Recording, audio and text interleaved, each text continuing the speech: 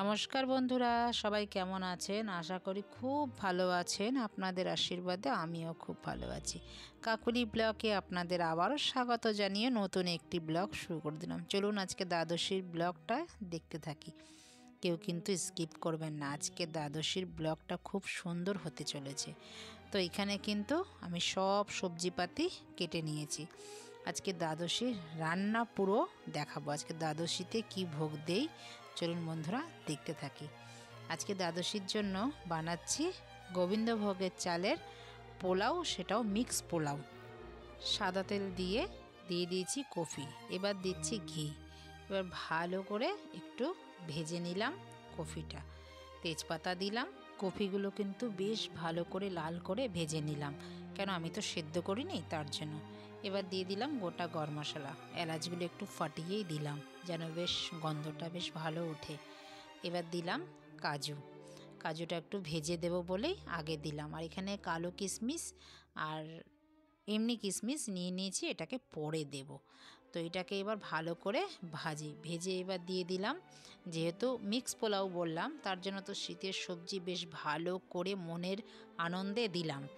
গাজর, বিনস দিয়ে দিলাম। এবার দিলাম এক মুঠো কড়াইশুঁটি। আমি এখনও অবধি শীতের কিছু দিইনি গোবিন্দকে, তার জন্য আজকে মিক্স পোলাওটাই বানিয়ে দিচ্ছি। এখানে চাল কিন্তু আমি ধুয়ে ঝরিয়ে রেখে দিয়েছিলাম ঝুড়িতে। আর একটু আদা দিলাম, পোলাও যেহেতু আদা তো লাগবেই, আদা দিলাম। দিয়ে এবার চালটাকে ঢেলে দিলাম। ঢেলে এবার বেশ ভালো করে নাড়াচাড়া দেব যতক্ষণ না চালটা ভাজা ভাজা হয়। যেরকম পোলাও আমরা বানাই বন্ধুরা, সেরকমই, শুধু আমি ভেজিটেবলগুলো অ্যাড করলাম। আমার ভিডিও যারা দেখে থাকেন দেখেন তো পোলাও আমি কীরমভাবে বানাই, সেইভাবেই বানাচ্ছি। চিজগুলো দিয়ে দিলাম। দিয়ে এবার জল তো ফুটিয়ে রেখে দিয়েছিলাম, যা চাল নিয়েছি তার ডবল জল একদম ফুটিয়ে রেখে দিয়েছি। এবার দিয়ে দিলাম, দেখুন বকবক করে ফুটে উঠেছে। এবার দেব স্বাদ অনুযায়ী নুন দিয়ে তারপরে এর মধ্যে কিন্তু বন্ধুরা বেশি চিনি দিতে লাগে না। আমি এটা যদি শুধু পোলাও করতাম তো আমি মনের খুশিতে চিনি দিতাম। আমরা পোলাও একটু মিষ্টি মিষ্টি বানাই, আর যেহেতু এটা মিক্স পোলাও তার জন্য অল্প চিনি দিলাম। এবার দেখুন বেশিক্ষণ সময়ও কিন্তু আমার লাগলো না, হয়ে গেছে। দেখুন নাড়া দিচ্ছি, একদম ঝরঝরে পোলাও হয়েছে, মিক্স পোলাও। সব দেখতেও কিন্তু বেশ ভালো লাগছে। এবার চলুন হয়ে গেছে, এবার নামিয়ে নিই। এবার শীতের সবজি তো আর তো বেশি দিন থাকবে না, শীতের সবজি গরম চলে আসছে, তার জন্যই আজকে দ্বাদশীতে আজকে সব কিছু শীতের সবজি দিয়ে গোবিন্দকে ভোগ দেব। এবার দিয়ে দিলাম কড়াইতে ঘি। আর এখানে বানাবো আজকে কি জানেন বন্ধুরা, গেস করুন তো। না বলেই ফেলি, নবরত্ন বানাবো। ফুলকপি, গাজর, বিনস নিয়ে নিয়েছি, কড়াইশুঁটি, ক্যাপসিকাম আর আলু দিয়ে আমি বানাবো। দিয়ে দিয়েছি, দিয়ে এবার ঘিয়ের মধ্যে ভালো করে ভেজে নিলাম সবজিগুলোকে আগে বেশ লাল করে। এর মধ্যে টমেটোও দিয়েছি, দিলাম আদা একটুখানি, আদা দিয়ে আবারও ভালো করে বেশ ভেজে নিলাম। আর একটা বাটির মধ্যে চিনি আর কাজু কিশমিশ একটু গুঁড়ো করে দুধের মধ্যে ভিজিয়ে রেখেছিলাম, গরম মশলা তেজপাতা দিয়ে বেশ ভেজানো অনেকক্ষণ ছিল, বেশ হয়ে গেছে। তারপরে দিয়ে বেশ নেড়েচেড়ে নামিয়ে নিলাম। আমার হয়ে গেল নবরত্ন। এবার বানাবো আলুর দম। আলুর দম তো বন্ধুরা সবাই যেরমভাবে বানান আমিও সেইভাবেই আলুর দম বানিয়ে নেব। ছোট ছোট আলু আর একদম নতুন আলু আর কেনা মশলা দিয়েই বানাবো। যেহেতু ঠাকুরেরটা বানাচ্ছি তো, আমার তো ঠাকুর ঘরে মিক্সি মেশিন নেই যে বানাবো, না হলে ভেবেছিলাম কাশ্মীরি আলুর দম বানাবো, কিন্তু পাটাও আমার নেই ঠাকুরের নিরামিষি। তো গুঁড়ো মশলাই আমার সাহায্য করে, তো সেই জন্যই গুঁড়ো মশলা দিয়েই বানিয়ে নিচ্ছি আলুর দম।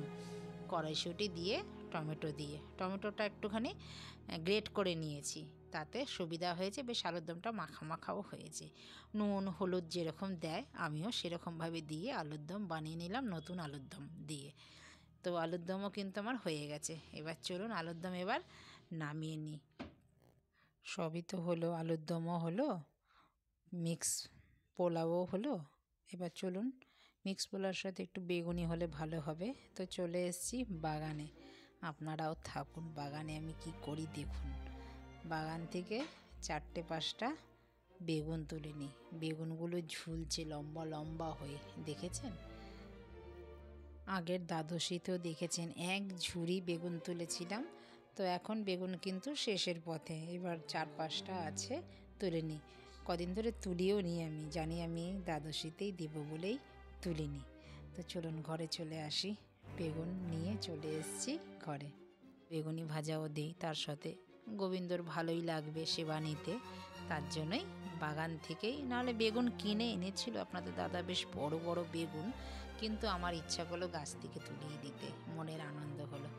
চলুন নিয়ে চলে এসেছি। এটা লম্বা লম্বা যেহেতু বেগুনগুলো, আর একটাও দানা নেই বেগুনগুলো, এত কচি কি বলবো। আর একটু 4 ফালা করে কেটে নিলাম, আর ওইখানে একটু বেসন, কালো জিরে, একটু চিনি, সামান্য নুন, হলুদ দিয়ে বেসন গুলে রেখেই দিয়েছিলাম। ঘন্টাখানেক রেখে দিলে বেশ ভালো ফোলে বেসনগুলো দিয়ে। এইবার লম্বা লম্বা করে ভেজে নিচ্ছি বেগুনি। এইভাবে বেগুনি ভেজে দিলে পরেও গোবিন্দ বেশ আনন্দ পায়। আর গোবিন্দর প্রসাদ তো যেইভাবেই রান্না করি না কেন, কিন্তু অমৃত স্বাদ হয়, দেখেছি আমি। এই যে অনেক সময় যেহেতু আমার গোবিন্দর বাসন খুবই কম, আমাকে তো সব নতুন করে করতে হয়েছে, গোবিন্দর বাসনও আমাকে যেমনি নতুন করে করতে হয়েছে, আমার সংসারের বাসনও নতুন করে করতে হয়েছে। আমি তার জন্য আমার বাসনও কম, তো কিন্তু ওই গুঁড়ো মশলা বা কোনো রকম একটু গ্রেট করে দেই, তাতেই কিন্তু অমৃত স্বাদ হয়। ঠাকুরের প্রসাদ বলে কথা। চলুন, বেগুন ভাজা কিন্তু আমার হয়ে গেছে, এবার ভোগ বাড়বো। তো রান্না তো কমপ্লিট হয়ে গেল, এবার ভোগটা বেড়ে নিই, ঠাকুরকে নিবেদন করব। তো সব সময় ঠাকুরকে চেষ্টা করবেন বন্ধুরা বেশ সাজিয়ে গুছিয়ে দিতে, দেখবেন গোবিন্দ সাজিয়ে গুছিয়ে দিলে পরে খুব আনন্দ হয়। আমি দেখেছি এটা, আমার গোবিন্দকে আমি যেইভাবে সাজিয়ে দেই, মানে মুখের মধ্যে যেন হাসি মানে ধরে না আর গোবিন্দর, যখন আমি ভোগ দেই। তো চলুন, বাড়া তো আমার হয়ে গেল, ভোগ বাড়া হয়ে গেল। এবার আরতির থালাটাও গুছিয়ে নেব। রান্না করতে করতে গোবিন্দ আর অন্য দেবতাদেরও কিন্তু আমি সাজিয়ে নিয়েছি, মানে ভিডিওটা অনেক লেন্দি হয়ে যাবে বলে ওইগুলো তুলে নিই। এবার চলুন, গোটা ফল দিয়ে সব কিছু দিয়ে সুন্দর করে সাজিয়েছি। তো বন্ধুরা, আপনাদের কেমন লাগছে? গোবিন্দকে এইভাবে দেবেন, গোবিন্দও খুশি আর আপনারাও খুশি থাকবেন। চলুন, ধূপ দ্বীপ এবার জ্বালিয়ে ভক্তি সহকারে আরতিটা করতে থাকি, তুলসী দিয়ে নিবেদন করে আরতি করতে থাকি।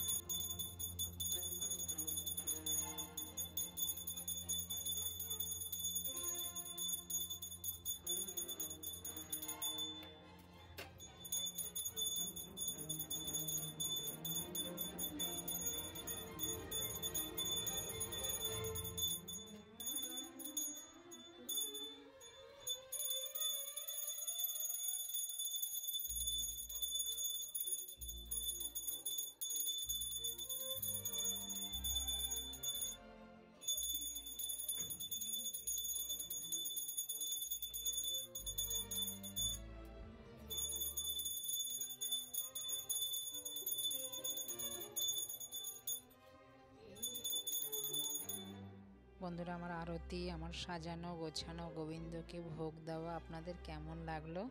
যদি কোথাও ভালো লেগে থাকে, লাইক, কমেন্ট, শেয়ার করে দেবেন। আর চ্যানেলটিকে সাবস্ক্রাইব করে রাখবেন যারা আমার চ্যানেলে নতুন আছেন। পাশে থাকা বেল আইকনটিও প্রেস করে রাখবেন, আমি যখন এইরকম ভিডিও আপলোড দেব আপনাদের নোটিফিকেশন সবার আগে পৌঁছে যাবে। আপনাদের মূল্যবান সময় অনুযায়ী আপনারা পরে ভিডিওটা দেখে নিতে পারবেন।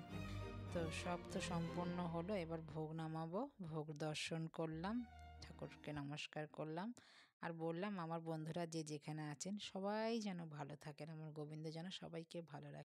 দেখা হচ্ছে আবারও নতুন একটি ব্লকে, ততক্ষণে সবাই ভালো থাকবেন, সুস্থ থাকবেন। আর ভিডিওটা যদি কোথাও ভালো লেগে থাকে লাইক কমেন্ট শেয়ার করে দেবেন। তো সবাই ভালো থাকবেন, সুস্থ থাকবেন। নমস্কার, টাটা।